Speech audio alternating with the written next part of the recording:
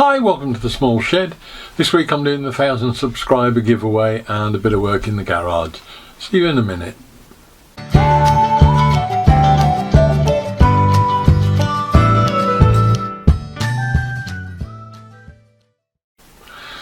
Now I won't make you all wait until the end of the video so that you have to watch it all the way through to get to the results.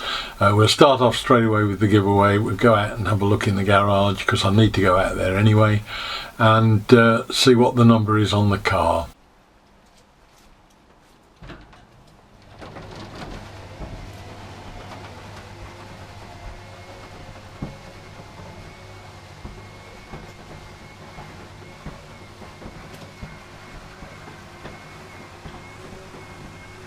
Right, so it looks like we've got a clear winner. If Michael would like to get in touch at thesmallshed2209@gmail.com, I'll put the email address in the description as well. We'll sort something out and get your router off to you if that's the sort of choice you want to make. Thank you very much everyone else who's entered.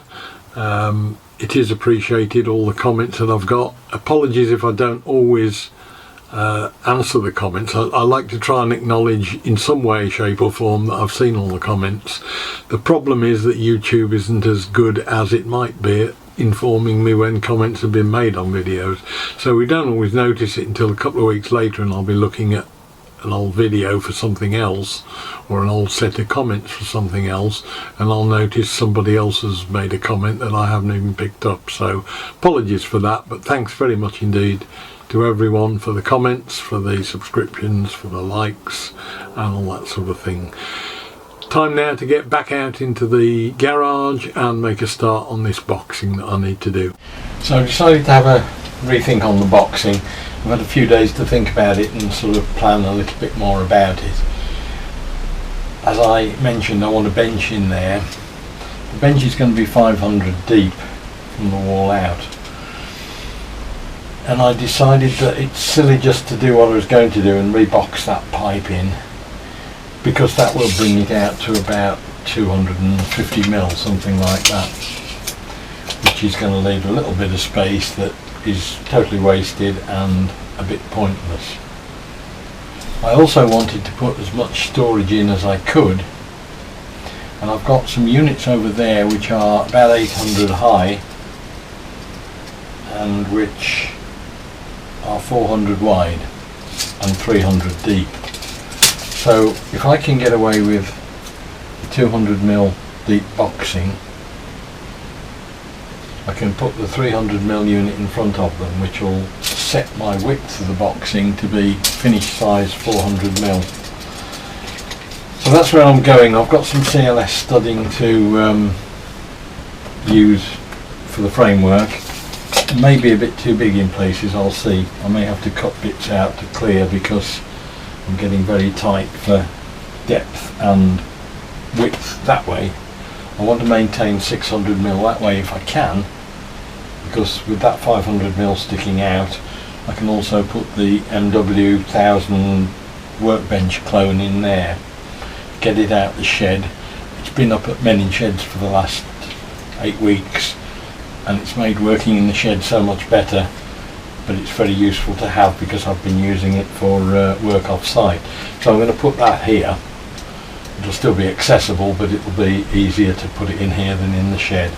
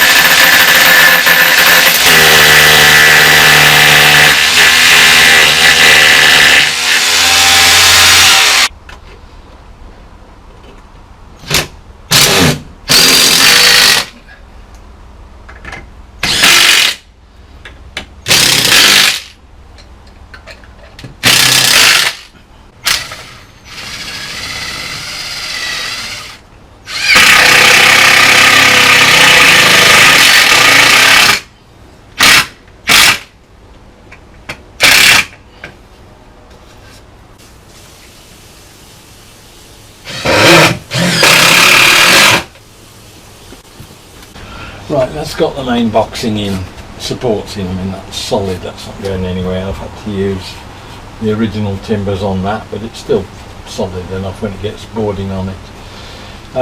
In theory it doesn't need anything other than just boarding onto that, but in practice, because I want to hang the tool units up all the way up here, just want to put some studs in.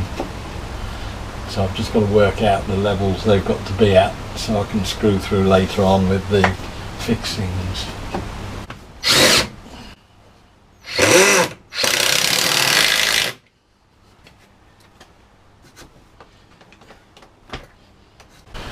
So cutting the plasterboard is pretty straightforward.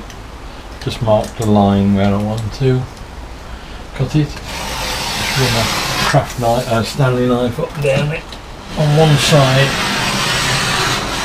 That's really all you need to do for a straight cut.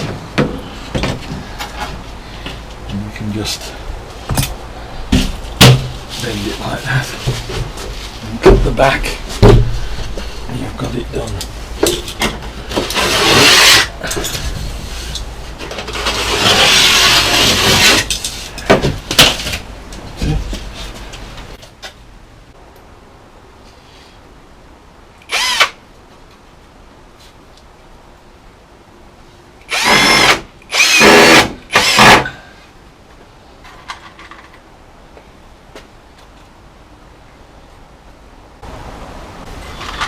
The one thing I didn't get rid of when I got rid of my old nickel cadmium Makita stuff was the little right angle screwdriver, because it gets you so many problems when you haven't got much room.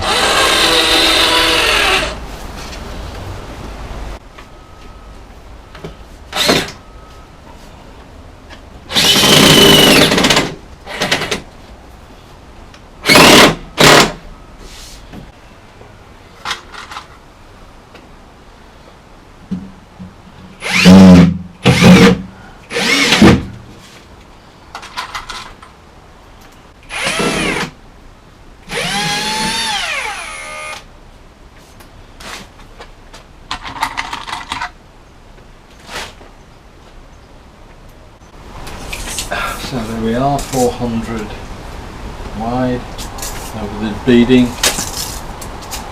210 deep. I've got 290 on the other unit to go in front, so that should bring me out to 500 for the workbench to go off there that way. Ready for a plasterer now. So that's it, that's the boxing completed that I wanted to get done. I finally worked it all out the way that I can get it done suitably, and there's a little bit of repair work to be done on the ceiling, but then I can get a plasterer in, clear that whole area off, and that will be the last item, I think, apart from probably a door closer on the back door, to get it ready for signing off by building control. Probably 30 years too late, and I'm sure I'm going to have my own little battles to get that sorted, but we'll worry about that another day. Hope you enjoyed the video. Once again, thank you all so much for subscribing, watching and commenting on the videos. It is appreciated, and sorry if you didn't win the competition, but we'll be doing something no doubt one day in the future if we ever get anywhere near 5,000 or something like that. Hope you enjoyed the video. Look forward to seeing you next week. We'll be doing something different, and I'll see you then. Bye.